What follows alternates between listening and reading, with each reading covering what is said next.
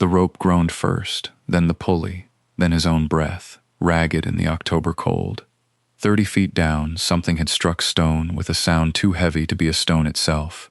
A dull, metallic answer rising up through 17 weekends of buried water and silence. He did not know yet what he had found. He only knew that his hands, raw and blistered, would not stop pulling until he did. 18 months earlier, none of this had existed.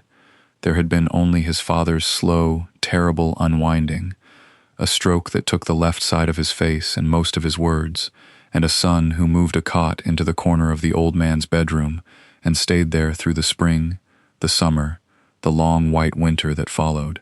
He fed him by hand when the tremor made spoons impossible. He learned to read his father's eyes for yes and no. The rest of the family visited on holidays, dressed for something else, and left before dark. The old man died in March, at 81, on a morning so cold the horse's breath hung in the paddock like smoke. He had built a freight and warehousing empire out of a single leased truck in 1968, and by the time he died it moved a fifth of the goods in 3 states. The obituary ran 2 columns.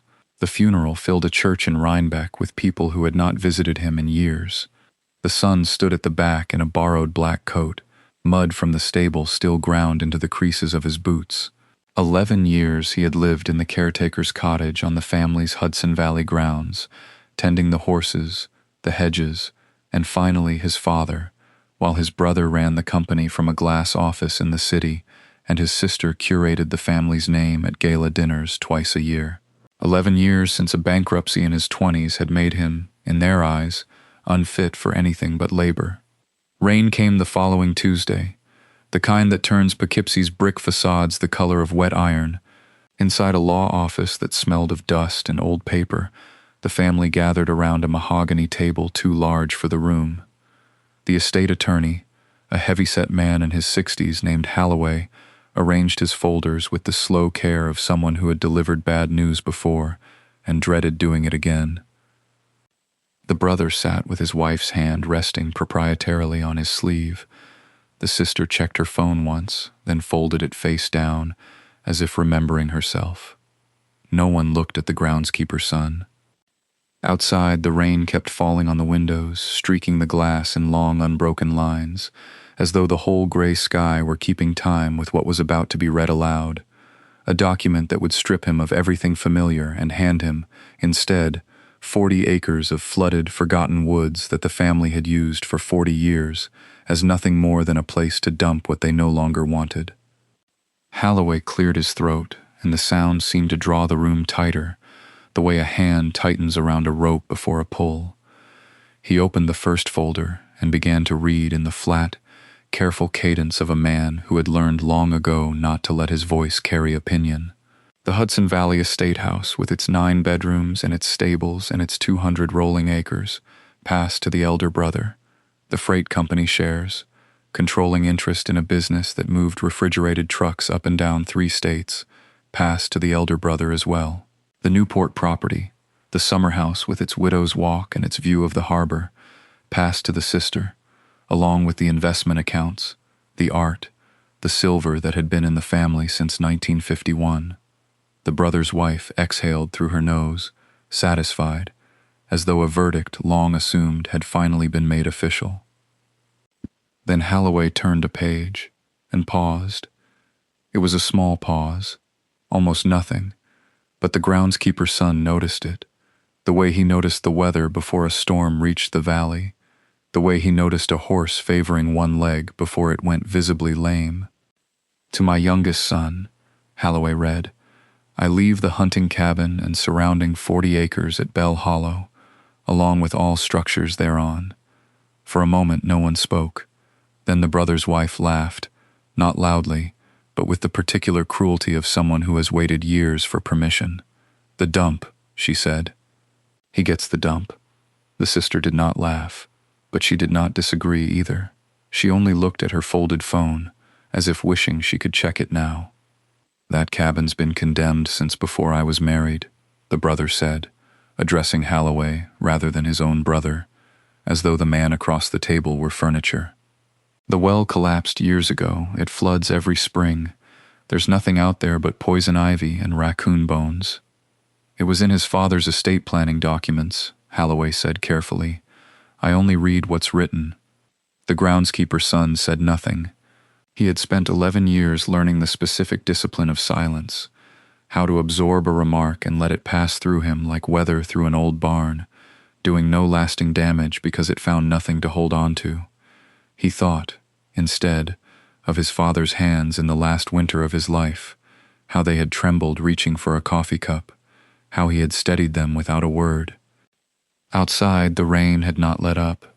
It ran down the window behind Halloway's head in threads, and the sun watched it rather than the faces around the table, because the faces offered him nothing he did not already know, and the rain, at least, was honest about what it was doing. Halloway cleared his throat and turned a page, and the sound of that single sheet of paper was louder than anything the brother had said. The remainder of the document pertains to the disposition of investment accounts, he continued, and the sister leaned forward at that, the way a woman leans forward toward warmth. Numbers followed, large ones. The freight company shares split between the siblings in a ratio that favored the brother, by a margin so slight it had clearly been negotiated between them beforehand, in some other room, over some other table, long before their father had stopped breathing. The Newport property went to the sister outright, for her tireless work in family relations, Halloway read, and the son noted, without bitterness, that his father had never once used the phrase in his hearing, not in 11 years, not in a single conversation over a coffee cup, or a spilled pill bottle, or a night when the old man had wept for reasons he never explained. The brother's wife recrossed her legs. And Bell Hollow, she said, not quite a question, testing the shape of the words in her mouth the way one tests a coin for its weight. The old hunting cabin, Halloway said, and 40 acres of surrounding forest. He looked up, briefly, toward the sun, and something passed over his face that might have been apology, or might have been simple professional fatigue. To the youngest son, he read, in recognition of his care. The room was silent, for exactly as long as it takes rain to run the length of a window pane. Then the brother laughed, not loudly, not cruelly in the way of a shout, but in the quieter, more devastating way of a man who has already decided something is beneath his anger. In recognition of his care, he repeated, that's rich. 40 acres of swamp and a well full of dead raccoons. Dad's sense of humor, I suppose, right to the end. The sister did not laugh, but she did not stop him either, which the son understood, by then, to be its own kind of laughter. You should frame the deed, the brother's wife said, not looking at him. It'll be worth more as a joke than as land. Halloway folded his hands atop the folder and said nothing further, because there was nothing further written for him to say, and the son understood that the silence now belonged to him, that it was his turn to fill it or let it stand. He let it stand. He thought of his father's voice, thinned by the stroke, saying his name that final winter, just his name, nothing more, as if the word itself had been the whole of the message, and he rose from his chair before anyone could ask him to justify a thing he did not yet understand, and walked out into the rain without an umbrella, the paper in his coat pocket already softening at the edges. The 30 days arrived before he had counted them. The elder brother's letter came through Halloway's office, typed on the holding company's letterhead, 3 paragraphs of careful legal courtesy that amounted to a single sentence. The caretaker's cottage was needed for incoming staff, and he was to vacate by the last day of April. There was no signature beyond a printed name. He noticed that. Even in eviction, his brother had not wanted to touch the page twice. He packed what he owned into the bed of a borrowed truck, a task that took him 40 minutes, which told him something about 11 years he had not let himself think about directly. A horse blanket, a toolbox that had been his own, not the estate's, photographs he'd kept in a drawer rather than on a wall, because a wall had never quite felt like his to hang things on. He did not take the rocking chair from the porch, though he wanted to. It belonged to the house. Everything in that house belonged to someone else now, and had, he understood, for longer than he'd been willing to admit. The room above the feed store in town cost $410 a month and smelled of grain dust and diesel from the trucks that idled below on delivery mornings. The window did not close all the way. He nailed a strip of felt along the sill before the first frost and called it fixed. Work came in pieces. A fence line here, a porch roof there, a stable to muck out for a horse breeder 2 towns over, who paid in cash and did not ask questions about a man who used to run an estate and now knelt in other people's mud for $18 an hour. He was good with his hands. He had always been good with his hands. It had never once, in his whole life, been enough to matter to the people who mattered. He did not call his sister. She did not call him. He thought sometimes, standing at that half-open window with sawdust still under his fingernails, of the way his father had said his name that last winter, thin as paper, and nothing after it, and he told himself it meant nothing, that a dying man's voice was not a code to be broken, that he was building a meaning out of a syllable because he needed one. He almost believed it. In June he drove out to Bell Hollow once, alone, without telling anyone, and stood at the edge of the collapsed well, with the granite cap slick from a week of rain, and felt, for reasons he could not yet name, that the ground beneath his boots was asking something of him that the house never had. He did not go back again until October. October came in hard that year, the way it sometimes does in the valley, skipping the slow amber decline and going straight to bone-cold mornings and a wind that smelled of wet iron. He noticed the frost first on the feed store's tin roof, a white rime that did not melt until 9. He noticed, too, that he had begun counting days again, the way he used to count his father's medications, the way he used to count hours, until a nurse's shift changed. 7 months since the reading. 7 months of nail guns and gutter work, and a woman in Rhinebeck who paid him in cash to keep her horses because she did not trust her own sons with anything living. He had saved, in that time, $1,100, and a stubbornness he had not known he still owned. He drove out to Bell Hollow on the 2nd Saturday of the month with a coil of rope, a hand winch bought second-hand from a hardware store in Fishkill, and a folding shovel that had belonged to his father before the freight business had money, back when the man still dug his own fence posts. The cabin looked worse than in June. The porch had given another 2 inches, and something small had died under the floorboards and left its smell in the walls. But the well was what drew him, the way it had drawn him all summer in the back of his mind, unbidden, at red lights, in the shower, at 3 a.m. above the feed store while trucks idled outside. He knelt at the granite cap and put both hands flat against it, feeling for the seam his father must have felt 50 years earlier, laying the stone down over whatever the well had once held only water. It did not move. Nothing about it suggested it wanted to move. He worked at the edges anyway, clearing 4 decades of leaf mulch and mouse nests and 1 rusted horseshoe with a screwdriver in his bare fingers, until the stone's outline stood clean against the packed dirt like a wound finally cleaned. He called the old well digger that afternoon, a man in his 70s who had helped dig half the wells in 3 townships before backhoes made men like him unnecessary, and who had once, decades before, dug this one. The man answered on the 2nd ring and asked no questions about why, only when. Saturday, the son said, "Bring rope you trust." He did not tell his sister. He did not tell the brother's wife, who would have wanted to know what he thought he'd find in a hole his own father had let rot for 40 years. He told no one but the old man in the ground, standing there in the thinning light, with his palm still pressed to cold granite, the way a man might press his hand to a chest to check for breathing. Saturday came in gray and unhurried, the sky the color of dishwater, the kind of morning that made no promises either way. The old well digger arrived at 7 in a truck older than the sun, its bed loaded with coiled rope, a hand winch bolted to a wooden frame, and a canvas bag of tools that clinked like church bells when he set it down. He did not shake hands.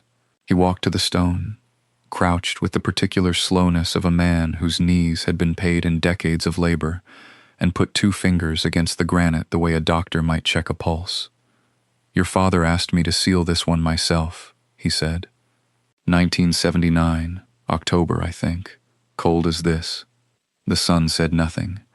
He had learned, over 7 months of silence, that saying nothing was often the fastest way to hear more. He didn't want it filled, the old man went on.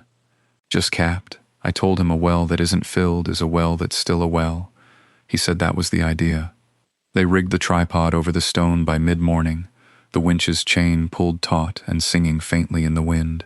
It took both of them, a pry bar and an hour of patient leverage before the granite lifted from its socket with a sound like a held breath finally released. Not a crack, not a groan, but an exhale, 40 years overdue.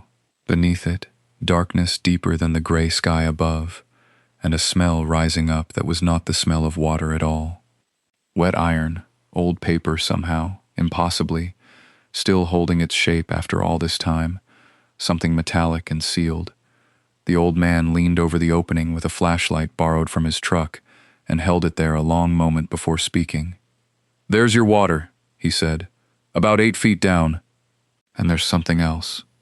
The son knelt beside him, past the beam of light, past the black glass surface of standing water that hadn't moved in longer than he'd been alive. Something square broke the water's shine, a corner, straight-edged, wrong, and a hole meant only for stone and root and silt. Man-made, deliberate. He did not reach for it. He did not trust his own hands yet, not after 7 months of feed store ceilings and other men's carpentry, not after a will read aloud in a room that smelled of rain and mahogany while his sister-in-law examined her nails. He only knelt there, the cold coming up off the stone into his knees, watching the light tremble faintly on the water because his own hand, holding the flashlight now, had begun to shake. "Rope," he said finally. His voice came out steadier than he expected. "Bring the rope." Old Delator did not move fast, not at his age, but he moved with the economy of a man who had rigged 100 wells and buried none of that knowledge with his knees. He fed the rope through his hands twice, testing the give, then knotted it to the tripod's crossbeam with 3 quick turns that looked, in the flashlight's shake, like something closer to prayer than engineering. "Pulley first," he said, "then the hook. We're not hauling anything up bare-handed, not from that deep, not in the dark." The son held the light steady now. Somewhere in the last minute his hands had stopped trembling, the way they used to stop trembling in his father's sick room the moment the work in front of him required stillness instead of feeling. He had learned that trick out of necessity. He used it now out of habit. They rigged the pulley to the tripod's apex, the old man's fingers slower than his instructions but no less certain, and lowered the hook on a second line coiled with rust that flaked off in orange threads against the wet stone. The water below swallowed the hook without a sound. For a long moment there was nothing but the creak of rope against wood and the old man's breathing, which had gone shallow with effort or cold or both.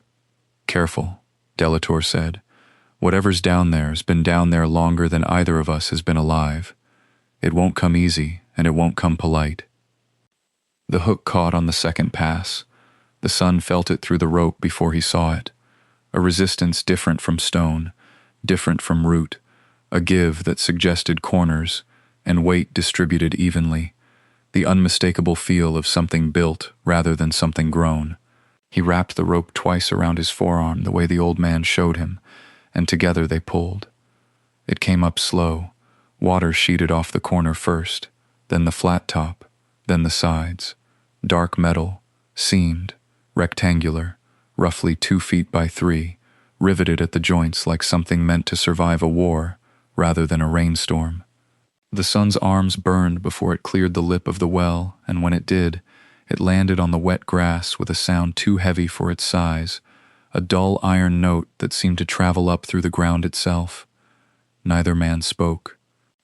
The old man knelt beside it, ran a thumb along a seam gone soft with corrosion, and looked up at the son with something between recognition and warning.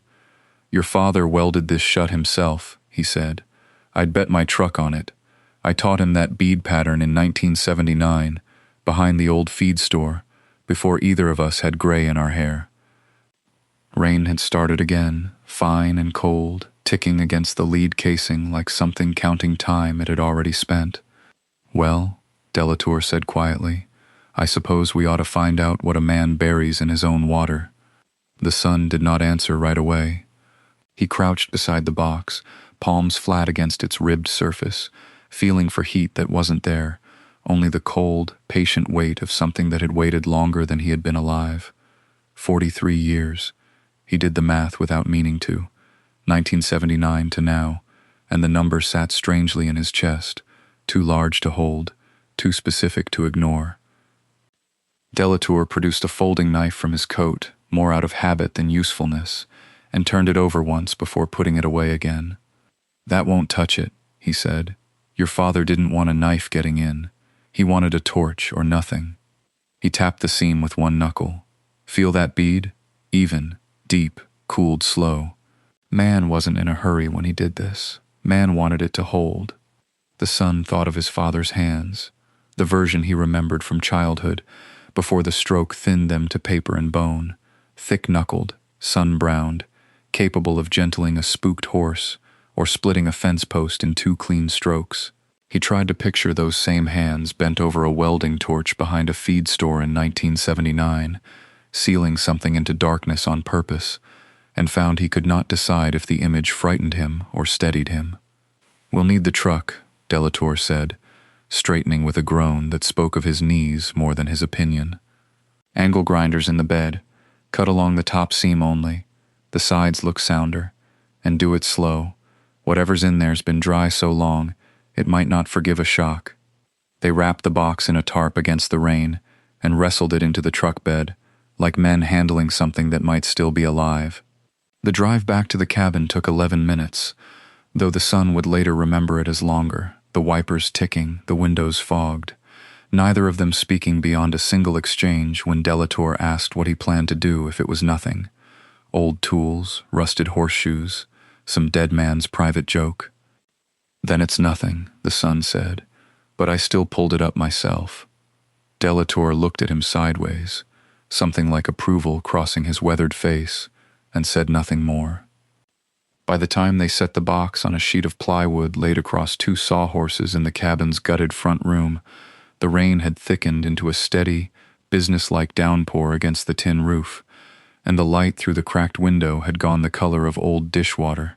The son plugged in the extension cord, the grinder's motor caught with a shriek that seemed to fill the whole hollow. He set the blade against the seam, felt it bite, and did not let himself think, not yet, about what 43 years of silence might have been protecting, or from whom. The grinder threw a fan of orange sparks against the plywood, and Delatour turned his face away, one arm raised, the way old men do when they've watched enough machines misbehave to trust none of them. The son kept the blade steady. He had welded fence posts, patched barn roofs, rebuilt a hay baler twice with nothing but a torch and stubbornness, but his hands were not steady now, and he hated that they weren't. The seam glowed dull red, then dimmed, then glowed again as he worked the corner. Metal shavings hissed where they landed in the puddled water tracked in from outside. It took 19 minutes to cut 3 sides. He did not rush the 4th. He killed the grinder, and the silence that followed was worse than the noise, just the rain, and the tin roof, and Delatour's breathing, slow and even, a man who had waited out worse things than this in his 81 years. "Go on," Delatour said. "It won't open itself." The son set the pry bar into the cut seam and leaned his weight against it. The lid resisted, then gave with a groan like something exhaling after a long time holding its breath. A smell rose out of the box, not rot, not rust, but something drier, older, like the inside of a church basement or a bank vault sealed since Eisenhower. He did not step back. He made himself look. There was a bundle wrapped in what had once been oilcloth, gone stiff and dark with age but intact, tied with waxed cord that had not rotted through. Beneath it, a second, smaller shape, flat, wrapped separately, and beneath that, resting against the lead like it had been placed there last, an envelope, yellowed at the folds, the ink on its face faded to the color of weak tea, his own name, written in his father's hand. He did not touch it yet. He stood there with the rain hammering the tin above him, with Delator silent at his shoulder, and felt something come loose in his chest that had been fastened down since March, since the folding chairs, since Halloway's careful voice reading out the estate house, and the shares, and the Newport property, and, last, almost as an afterthought, 40 acres and a ruined cabin nobody wanted. "Well," Delator said quietly, and it was not really a question. "Looks like your old man didn't waste his time out here after all." The son reached for the oilcloth bundle first. His fingers found the knot in the cord, and he began, carefully, the way he had been taught to do everything that mattered, to work it loose. The cord gave in stages, not all at once. 42 years of damp had welded it to itself in places, and he worked each fused loop apart with the patience he had learned changing dressings on a man who could no longer tell him where it hurt. Delator held the lantern closer without being asked. Neither of them spoke. The rain kept its own rhythm on the tin roof above, steady, indifferent, the same rain that had been falling on Bell Hollow since before either of them was born. The oilcloth came away in a single dry sheet, cracking slightly at the fold lines, and beneath it lay a ledger bound in gray board. Its cover stamped in small capitals he had to tilt toward the light to read. A survey company out of Kingston. A date, 1962. He opened it to the first page and found columns of numbers in a surveyor's careful hand, boundary markers, elevations, and beneath them, underlined twice in pencil that had never faded, 3 words that meant nothing to him yet, and everything to the family that had spent 40 years pretending this well did not exist. Subsurface rights reserved. He did not understand it, not that night, but he understood the weight of it, the way certain documents carry their own gravity before you've read a single line, and he set it down on the dry burlap Delator had spread across the truck bed as though it might still be wet enough to ruin. The second bundle was thinner, wrapped in the same oilcloth, tied with the same care. He undid it more slowly this time, though his hands had gone cold enough that the knot fought him. Inside was a single sheet, folded in thirds, and across the top, in handwriting he recognized instantly, the same hand that had signed birthday cards he'd stopped receiving after the bankruptcy, the same hand that had trembled through 100 crossword puzzles in the last year of his life, were the words, "Last Will and Testament," followed by a date, 9 months before the stroke.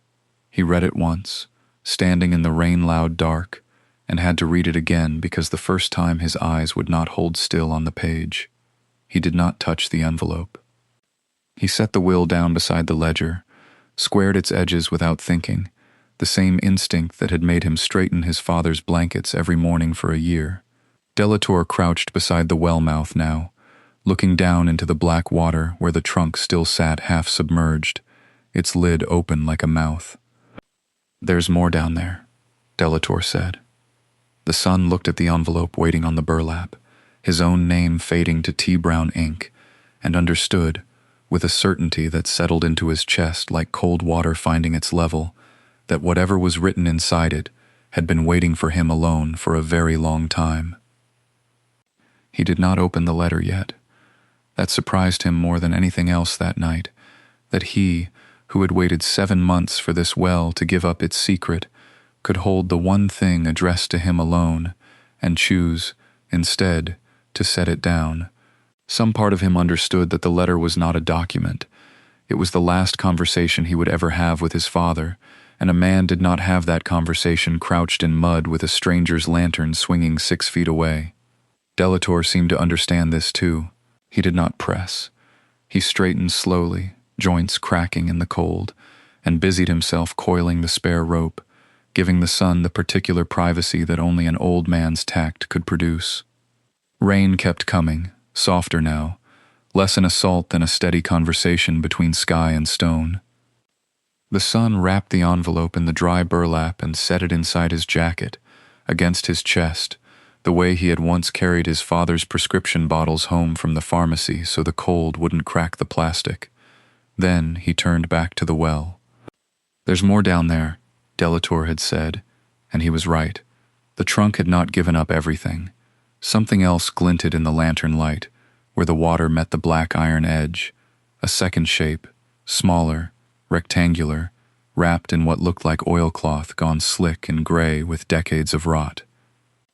He knelt at the lip of the stone and reached, shoulder deep, the cold biting through his sleeve like a wire drawn tight. His fingers closed around the shape. Oilcloth, brittle at the folds, tearing slightly as he drew it up into the lantern light.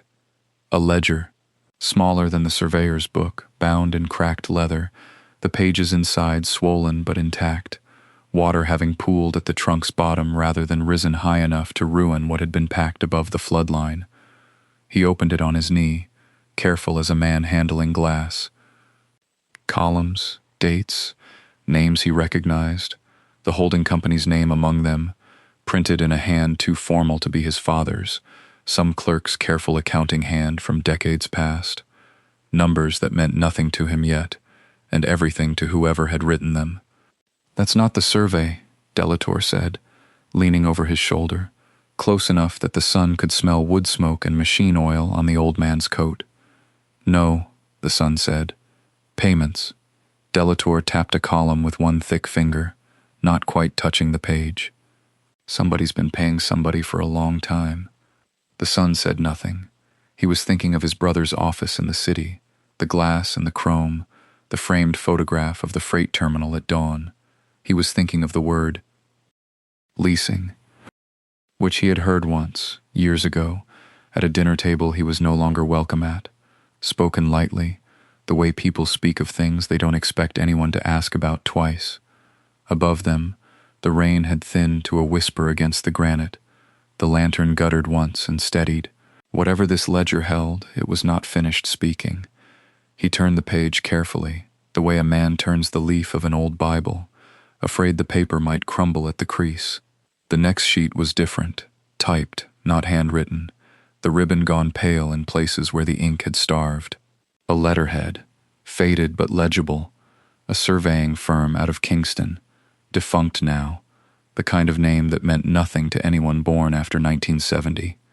Beneath it, a string of parcel numbers. Beneath that, a phrase that stopped him cold. Subsurface mineral rights reserved, 40 acres, Bell Hollow, as recorded 1962. He read it twice, then a third time, moving his lips slightly, the way he had as a boy sounding out his father's handwriting on birthday cards. Delator had gone quiet beside him, which was itself a kind of alarm. The old well-digger was not a man who ran out of things to say. "Reserved," Delator said finally, "means somebody kept them, separate from the land on top. I know what it means. Do you?" It wasn't a question. Delator crouched lower, his knees cracking like green wood, and traced the parcel number with a fingernail blackened from 60 years of rope and rust. "Means whoever owns this dirt on paper," he tapped the ledger, "ain't necessarily who's been getting paid for what's under it." The sun said nothing. The lantern threw their shadows long against the collapsed stone. Two men bent over a box that had waited 42 years to be opened, and somewhere in that silence, he felt the shape of it arrive before the words did, the way you feel a stair missing in the dark before your foot confirms it. He thought of his brother saying, "The land's worthless, you understand. It's a favor, really," in that same even voice he used for board meetings. He thought of his sister's laugh at the reading, bright and careless as breaking glass. He thought of the freight terminal at dawn, gleaming in its frame, paid for by trucks and warehouses and contracts he had never once been shown. He did not know yet what the numbers added up to. He did not know yet that they would, eventually, need a forensic accountant and 11 months and a judge in Poughkeepsie to fully unravel. He knew only that his father had wrapped this ledger in oilcloth and lowered it into a well by hand, alone. Sometime in a year, the son hadn't even been born, and had told no one for the rest of his life. "Why bury it?" the son said, more to the dark than to Delator. The old man straightened slowly, one hand pressed to the small of his back. "Man buries a thing," he said, "when he don't trust the people standing above ground." The rain had stopped entirely now. Above the collapsed stone, the sky had gone the color of wet slate, and somewhere down the hollow a screen door banged once against its frame, and did not bang again. The son knelt beside the trunk and did not open it further that night. He told himself this was caution. It was also fear, though he did not name it that way, not even to himself, not even in the privacy of his own skull, with only the old well-digger and the wet dark for company. He had waited 7 months for this. He could wait 1 more hour to do it properly. They carried the trunk up to the cabin porch between them, the lead of it biting into his palms even through his gloves, and set it down on the boards his own hands had replaced in August. Delator lit a kerosene lamp from the truck. The cabin had no power yet, might not for years, and the light came up yellow and unsteady across the trunk's rusted seams. "Ledger's real," Delator said. "I dug wells for 40 years in this county. Man don't weld a box shut and drop it 30 feet for nothing worth having." The son said nothing. He was looking at the second item, the one he had not let himself think about since he'd first felt its shape through the oilcloth, flatter than the ledger, folded twice, sealed at some point long ago with wax that had cracked and flaked away to almost nothing. He knew, before he touched it, what it was. A man does not write a letter and bury it unless he means for someone, eventually, to be standing exactly where the son was standing. He did not open it that night either. He drove Delator home through Bell Hollow in the dark, the truck's headlights swinging over fence posts gone silver with rain, and neither of them spoke much beyond directions. At the old man's porch, Delator paused with one hand on the door. "You'll want a lawyer who knew your father," he said. "Not the company's lawyer, yours. There's only ever been one," the son said. "Halloway." Delator nodded slowly, as if this confirmed something he'd already suspected, and went inside without saying good night. The son drove back to Bell Hollow alone. He did not go into the cabin. He sat in the truck with the trunk beside him on the bench seat, seatbelt buckled across it like a passenger, absurd and necessary both, and he watched the cabin's black window sockets until the adrenaline finally drained out of him and left something colder and steadier behind.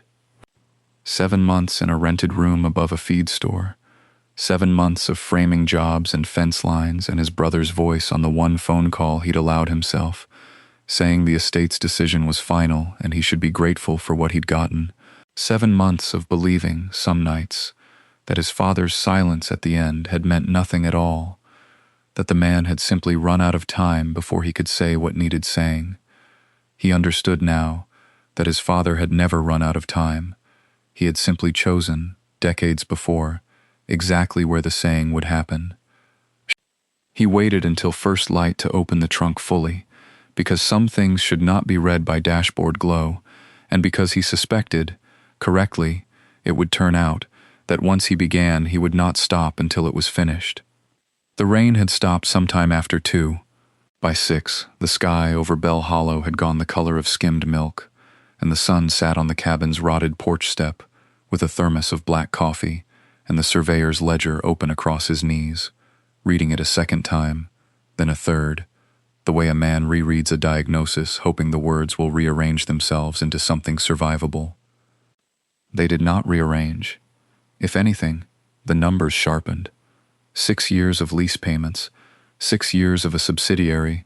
Halloway had confirmed the name over the phone the night before, his voice tight, in a way the son had never heard from him, quietly signing extraction agreements for a parcel it did not, in fact, fully own. Not fraud in the cinematic sense. No one had broken into a vault.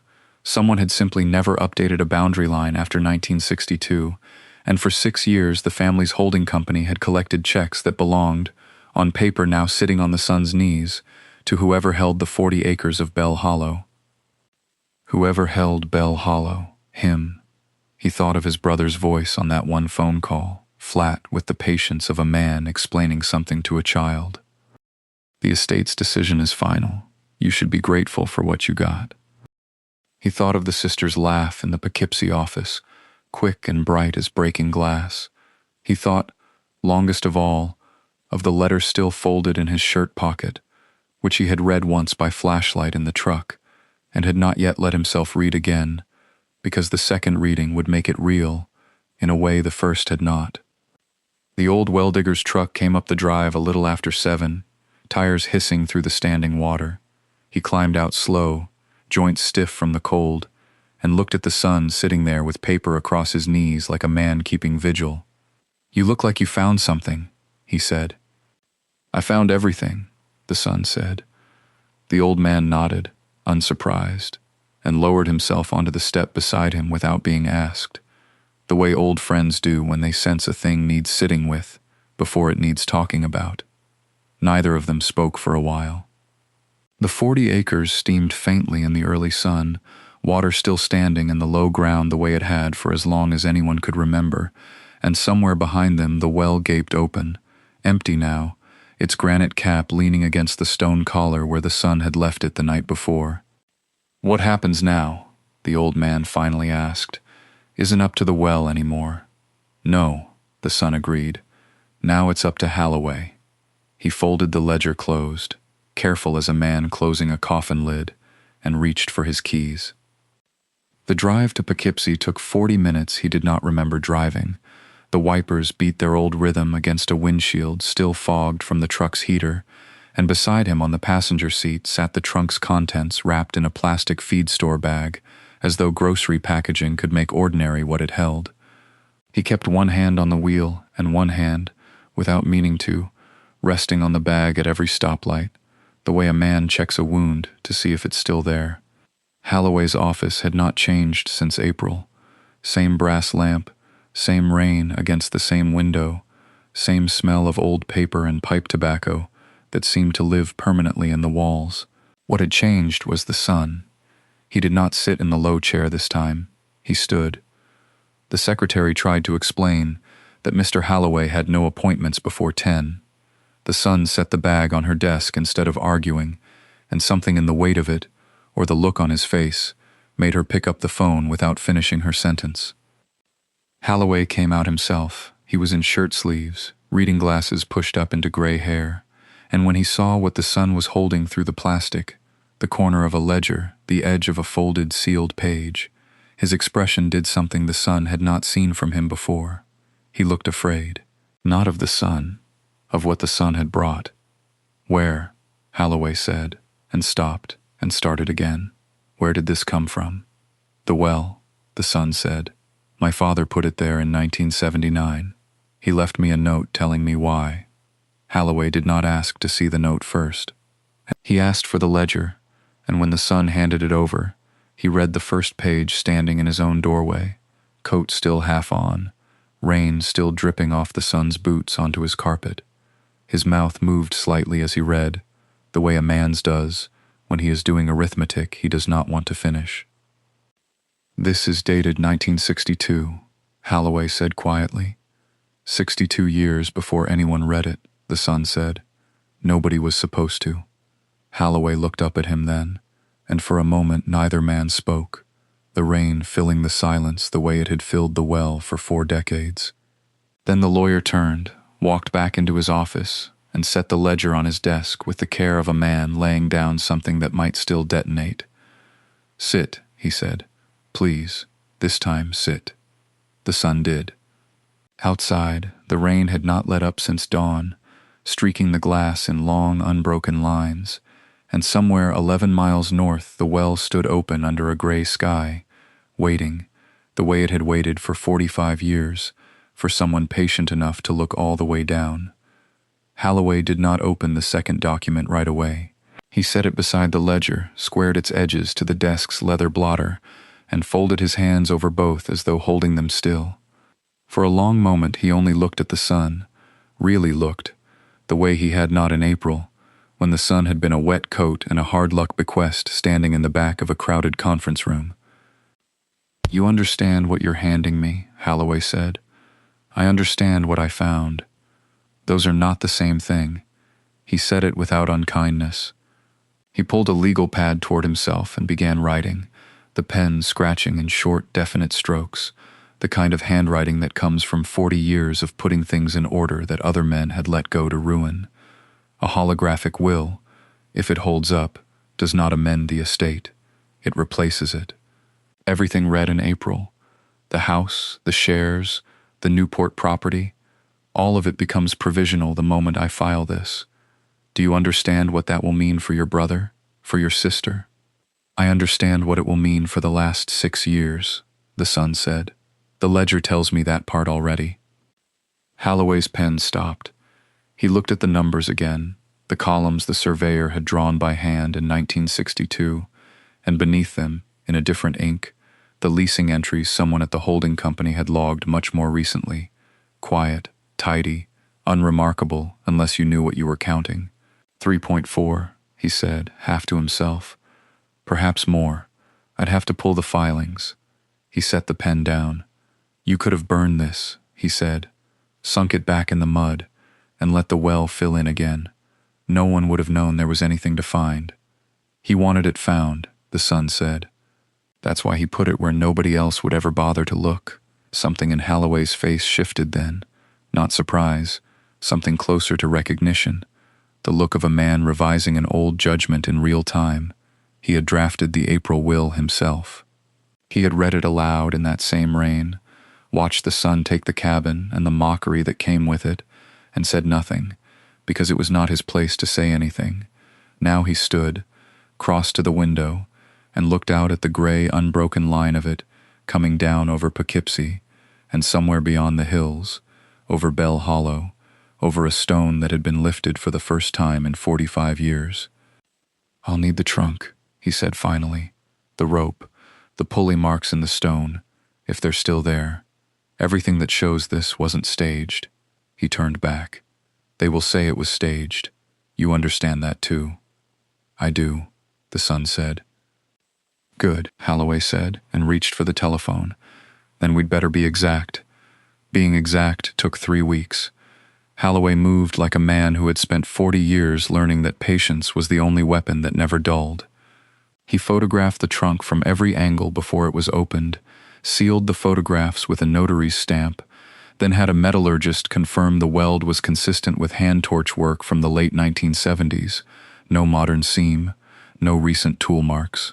He drove out to Bell Hollow himself, in a coat too thin for the wind, and stood at the mouth of the well while the retired well digger explained the pulley rig in the flat, unhurried voice of a man who had dug 300 wells and never once been asked to testify about one. Halloway wrote it all down. He photographed the granite cap where it lay in the wet grass, the drag marks where it had been levered aside, the rust bleeding down its underside in a pattern that could not have been painted on. The son answered questions until he was tired of the sound of his own voice, what time he started each Saturday. Who knew he was digging? Whether his father had ever mentioned the well, the trunk, anything at all. He said no to that last one, every time, because it was true, and he understood by the third asking that the truth of it, his own ignorance, was worth more to Halloway than any story he could have invented. The holographic will went to a document examiner in Albany who compared it against 30 years of the old man's correspondence, his checkbook signatures, a birthday card from 2019. The handwriting matched, the ink matched the period. The paper itself, when tested, carried a watermark discontinued in 2022, meaning it could not have been written after the date it claimed. Halloway called him on a Thursday evening in early November, the light already gone by 5, and said only, "It will hold." 4 words. The son sat with the phone against his ear for a long moment after the line went quiet, looking out the window of the room above the feed store at the dark shape of the hills beyond the street lamps, and did not know, exactly, what to do with 4 words that changed everything. He did not celebrate. He drove to Bell Hollow instead, in the cold, and stood at the well's edge with a flashlight, looking down into the black circle where the water had been rising again for weeks, slow and patient, the way it had for 100 years before anyone thought to empty it. Somewhere behind him, in Poughkeepsie, in a mahogany office with rain still ticking against the glass, Halloway was drafting the letter that would go to the older brother's firm, the letter that would, in 9 days, arrive on a desk in Manhattan and undo 6 years of quiet arithmetic in a single paragraph. The letter arrived on a Wednesday, the son would learn later, delivered by courier rather than mail, because Halloway did not trust the postal service with a document that size. It landed on the older brother's desk at 9:14 in the morning, between a breakfast meeting and a call with a logistics client in Ohio, and by the accounts that later reached the son secondhand, through the retired well digger, who still had a nephew working freight dispatch, who still heard things, the older brother read it twice before he understood what it was. The holding company's outside counsel was notified by noon. By 2, the family's internal auditor had been asked to pull 6 years of subsurface leasing agreements, quietly, without explanation, the kind of request that makes an accountant's hands go cold. The son knew none of this in real time. He only knew that on the 9th day after Halloway's 4 words, his phone rang from a Poughkeepsie number he did not recognize, and a woman's voice, clipped, professional, unfamiliar, asked him to come in at his earliest convenience regarding a matter of significant urgency. He drove down on a Friday, the fields along Route 9 gone the color of wet bark, the sky low and the color of galvanized steel. He wore the same jacket he had worn to the will reading 7 months before, because it was still the only jacket he owned that did not smell of the well. Halloway's office had not changed. The same brass lamp, the same rain, or a rain very much like it, ticking against the same window. But Halloway himself looked different, lighter, somehow, the way a man looks after he has been carrying something a long time and finally sets it down. "They've retained separate counsel," Halloway said, without preamble, sliding a folder across the desk. "Both of them, which tells you what you need to know before I say another word." The son opened it. Inside were photocopies, the ledger, the holographic will, a third document he had not seen before, a formal notice of probate reopening filed that morning under seal. "The mineral rights payments," Halloway said. 6 years of them. "Your brother's firm collected just over $3.4 million in subsurface leasing income tied to acreage it did not in fact fully own. That income was distributed as ordinary shareholder returns, which means, among other things, they spent money that wasn't theirs. They spent money that was, as of this morning, provably yours." Halloway said it plainly, without triumph, the way a man reads a weather report. "The court will want an accounting. It will take time, but the direction of this is no longer in question." Outside, the rain thickened, striping the glass in long gray lines, and somewhere 11 miles north, the well sat capped again under its granite stone, patient, indifferent to Manhattan, indifferent to courtrooms, holding its water the way it always had, long after everyone else had stopped paying attention to it. The son signed nothing that afternoon. Halloway had not asked him to. There was, the lawyer explained, a particular kind of patience required now, a patience the son already understood better than most men his age, the patience of men who dig wells by hand and wait 17 weekends to find out what they've been digging for. Litigation moved the way water moved through limestone, slow, invisible, and then all at once. He took the train back up the river that evening, the documents in a manila envelope pressed flat against his chest, like something that might blow away if he let it out of his hands. The rain followed the tracks north. By the time he reached the station, it had thinned to a fine mist that beaded on the platform lights, and he stood there a long moment before calling anyone, watching his own breath fog in the cold. He called the well digger first, not the brother, not the sister.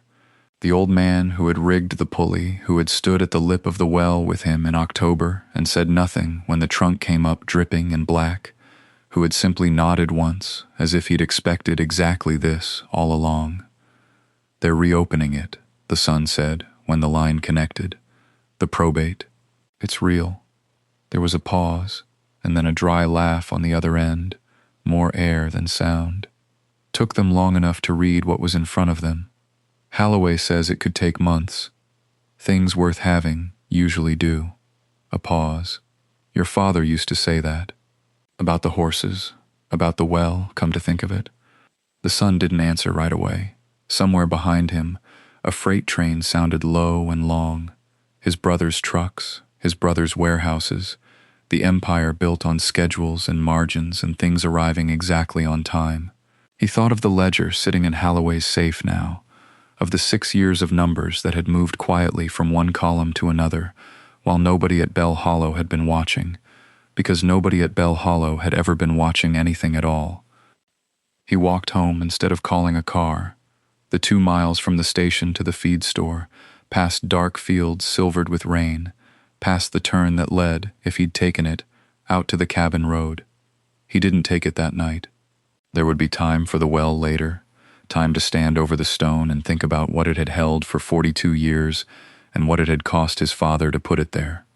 Tonight he wanted only the walk, the cold, the particular ache in his hands that came from a day of sitting still in rooms that smelled of carbon paper and old cologne. Above the feed store, his room was exactly as he'd left it. Narrow bed, single window, the smell of grain dust rising faintly through the floorboards. He set the envelope on the table and did not open it again. He lay down instead and listened to the rain start up once more against the glass, thinking, before sleep took him, that his brother did not yet know what Tuesday had cost him. Tuesday's meeting had lasted 11 minutes. He had counted them without meaning to, the way he counted boards and nail heads and the pitch of a roofline, a habit his father used to tease him for, and later, in his last year, had come to rely on, asking him to count his own breaths when the pain came in the night. 11 minutes, and Mr. Halloway had gone gray around the mouth reading the ledger, had asked twice to see the surveyor's stamp, had said, quietly, "I need you to understand what this means before you decide whether to hand it to me," and he had said he already understood, and had handed it over anyway. By Thursday, Halloway had filed a motion to reopen probate. By the following week, a forensic accountant retained by the court had begun pulling 6 years of lease agreements between the holding company and 3 energy concerns operating out of Albany and Scranton, agreements that referenced, in language dense enough to have hidden it for years, subsurface rights beneath certain 40-acre parcels at Bell Hollow, Dutchess County. The number that surfaced first, before the final audit, was $3.1 million. It would grow. He did not yet know by how much. He kept working. That was the strange, steadying fact of those weeks. The world had cracked open somewhere behind him, lawyers and forensic accountants moving through ledgers like men wading a flooded basement, and he had gone back to framing a porch for a widow outside Rhinebeck, because the widow had asked for it in September, and a man kept his word about September regardless of what March had done to him. He did not tell her why his hands shook slightly when he set the level. She did not ask. His brother called on a Friday. He let it ring 4 times before answering, not for effect, but because he'd been up on the ladder, and the ladder came first. "I don't know what you think you found," his brother said. No greeting, his voice thinner than it had been in April. "But you understand this destroys the company. You understand that." "I understand what it cost you," he said, and did not elaborate, and did not need to, because his brother's silence on the line told him everything the ledger had already told the accountant. "Our father would never." "He did," he said. "He wrote it down, he signed it, he put it somewhere none of you would ever think to look." There was a long pause, filled with the particular static of a call neither party wanted to end, and neither could bear to continue. Then his brother said flatly, "You always did know how to wait," and hung up before he could answer, leaving him standing on the ladder in the cold with the phone warm against his ear and the porch half-framed below him, thinking that his brother had meant it as an accusation, and that for the first time in 11 years it had landed instead like the truth.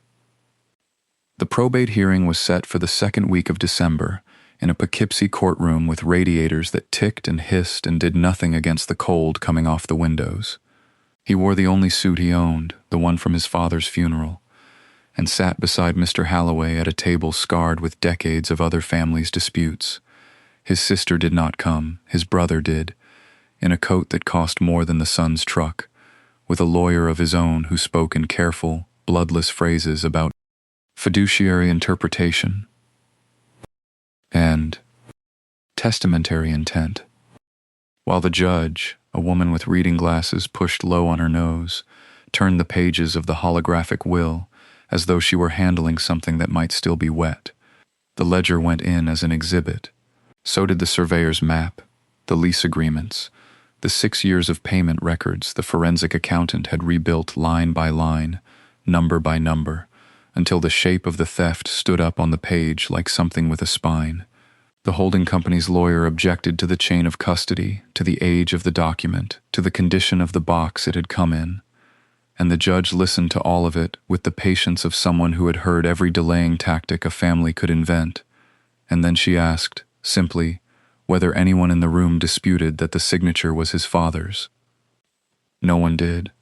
His brother's lawyer went quiet at that, the particular quiet of a man doing arithmetic he didn't like. The hearing did not end that day. It would not end for months. Probate never moved as fast as grief demanded. Mr. Halloway warned him, walking him to his truck afterward under a sky the color of wet slate. But something had shifted in the room that the son could feel even without a ruling, the way you can feel a house settle before you hear the sound of it. His brother did not look at him on the way out. His brother's wife, waiting outside on the courthouse steps in a coat with a fur collar, did, and her expression was not fury now, but something colder and more careful. The look of someone recalculating a number she had been certain of for years. He drove back to Bell Hollow in the early dark, the radio off, his hands loose on the wheel.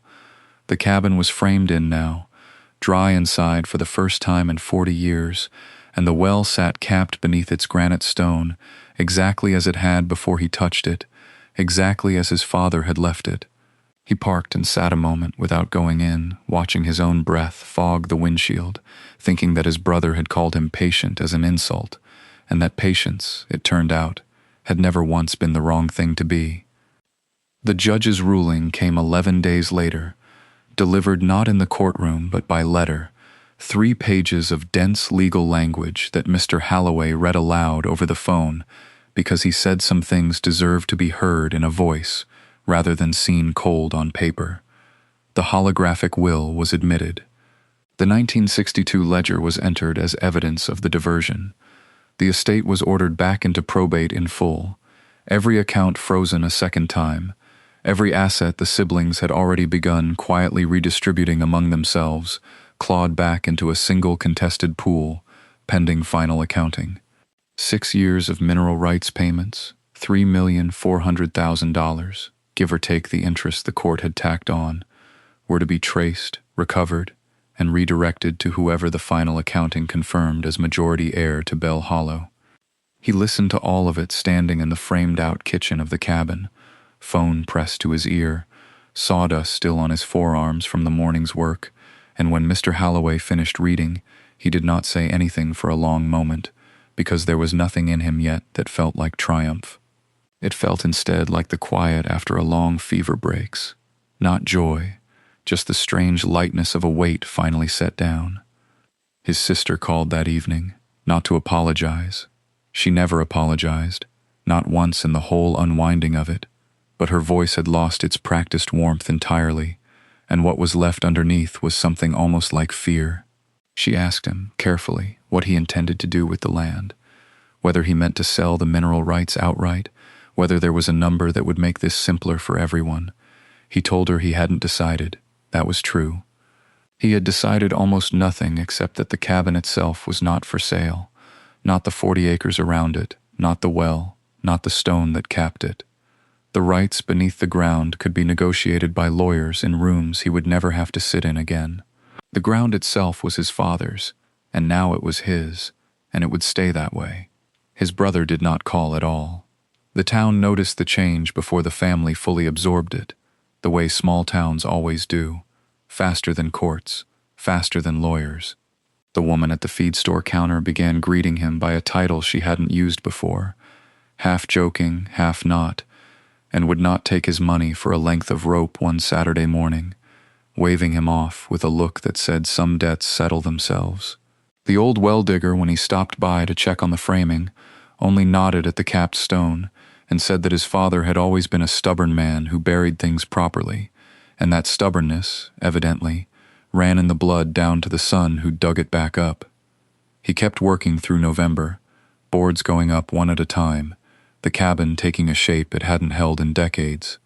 He did not yet know that the accounting would take another 2 months to close, or what his siblings would say when the final number came due. The letter from Mr. Halloway's office arrived on a Thursday in January, thick with the certified weight of numbers that had finally been made to answer for themselves.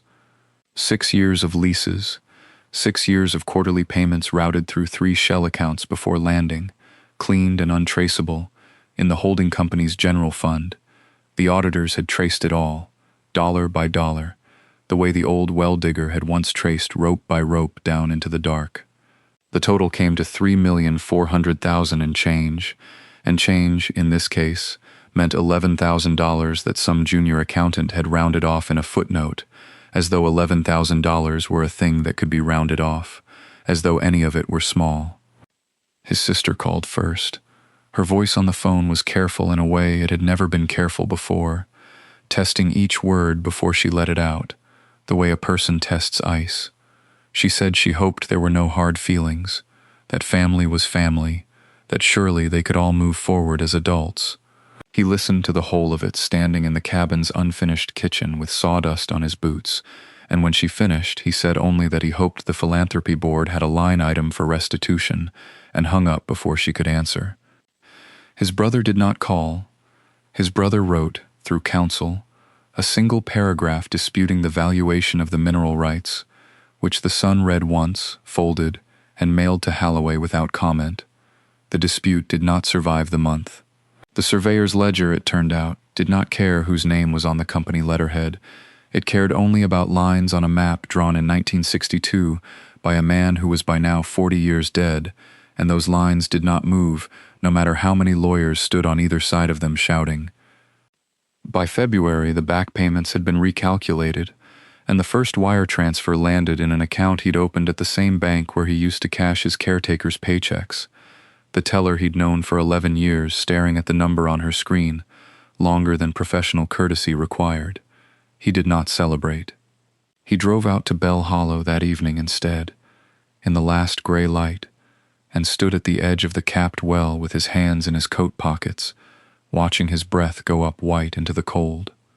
The cabin behind him had a roof now, and glass in 2 of the windows, and a wood stove he'd hauled in on a borrowed trailer. It was not finished. He had begun to suspect it never fully would be, and had begun, just as quietly, to be at peace with that. What remained was smaller than money, and harder to explain to a lawyer, a debt of a different kind, owed not to the estate, but to the man who had sunk a box in the dark, rather than hand it to children who never came looking. He had not spoken to his brother since the deposition. He had not spoken to his sister since the afternoon she called him, voice thin as wire, and said she hadn't known any of it, as though not knowing were its own kind of innocence. He let her believe that, mostly, because arguing with her would not put back the 18 months she'd spent in Newport while their father forgot the names of his own horses, some debts a courtroom could not collect. He had stopped trying to make it collect them. The old well digger came out that spring to see the stove drawing properly, stamping mud off his boots on the new plank step, and stood a long while at the well's edge without saying anything, which was, from him, its own kind of blessing. He'd have liked the stove, the old man said finally. Wouldn't have liked the glass. Man never did trust a window he could see through. Then he laughed, once, short, and it was the first time in a year the son had heard laughter at Bell Hollow, and not flinched from it. He kept the letter in the cabin, not in a bank box, not behind glass, folded in the same drawer where he kept nails and a spare hinge, because that was where his father would have kept it, and because a thing revered too carefully stops being a thing you can hold. Some evenings he read it, most evenings he didn't need to. He knew every line the way he knew the particular give of the third stair, the smell of wood smoke through wet stone, the sound the pulley made when it was working right. The holding company was smaller now, chastened, its board reshuffled, its name in the paper for reasons that made his brother's mouth go tight in photographs. The freight trucks still ran the same routes his father had laid out in 1968, somewhere in a ledger, quarterly now instead of stolen. A payment went out to an account bearing the name of a man who had once been handed a flooded ruin as a punchline and had thanked the lawyer for it anyway, because it was the only room in the house nobody else had wanted. He never sold the 40 acres. He never renovated the well. Each autumn he walked out with a rag and cleared moss from the granite cap, the same flat stone his father had set there in 1979, and he did not think of it as a grave, though it had held, for 4 decades, something nearer to a heart than a fortune. He thought of it, instead, as a door his father had left ajar for exactly one person to find, and had trusted, without proof, without witnesses, that patience alone would be enough to bring him home.